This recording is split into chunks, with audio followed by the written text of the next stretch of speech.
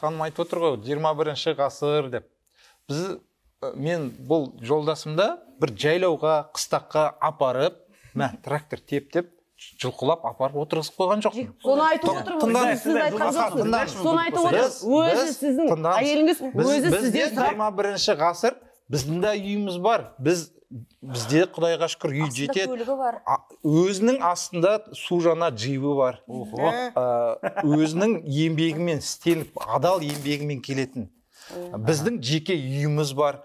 Біз қаладан артық қазір, біздің ауыл емес, барша ауылдар қазір керемет өмір сүріп жатыр. Барлығымыз 21-ші ғасырда өмір сүріп жатыр. Тек бізде жайлау, қосымша жайлау, біз мал, ферма, біз ауылдық жерге. Неше балаңыз бар? Үш балаңыз ба? Или бес балаңыз? Ане, үш. Сразу угадала. Үш балаңыз бар. Үш қызымыз бар. Бірақ та мен сізге айтайын ба?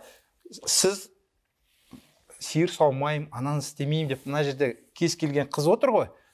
Отбасыны жүргізетін ер адам. Сіз сиыр саумайым деп айтыңызшы.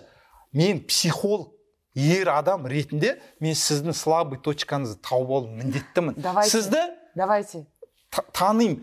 Сіз ұрсып, ренжіскенде қабылдамасаңыз, может, сіз ойнап күлгенде қабылдайсыз, жылағанда қабылдайсыз. Сол кезде мен өзімнің жұбайымды, әр ер азамат өзінің жұбайының слабый точкасын ұрсып айтып тастаса, кейбір келіншектер қырсығып қалады.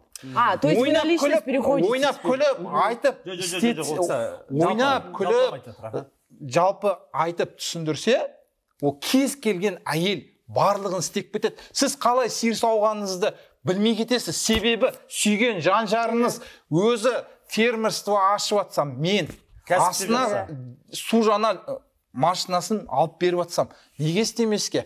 Өзінің керек жарағы барлығы бар.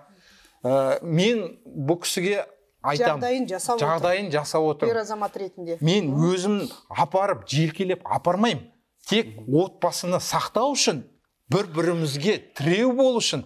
Біз басында үйленген кезде бізде жасырмайым, ренжісіп қаламыз, қырылысып қаламыз. Бірақ та нәй кезде жас келіндер айтады ғой, мен ата-енеммен тұрғым келмейді деп, мүлдем қателеседі. Менің әке-шешем 80-нен асқан. Біз со кісілермен тұрамыз, мен кенже баласымын. Біз со кісіден үлгі алғаннан кейін, со кісінің ізін басқаннан кейін, екеуміз ұрсамаймыз. Екеуміз ұрсайық десек, кемпір шалдар отыр. Біз ұрсайық десек, мына қыз келіншектерге айтарым.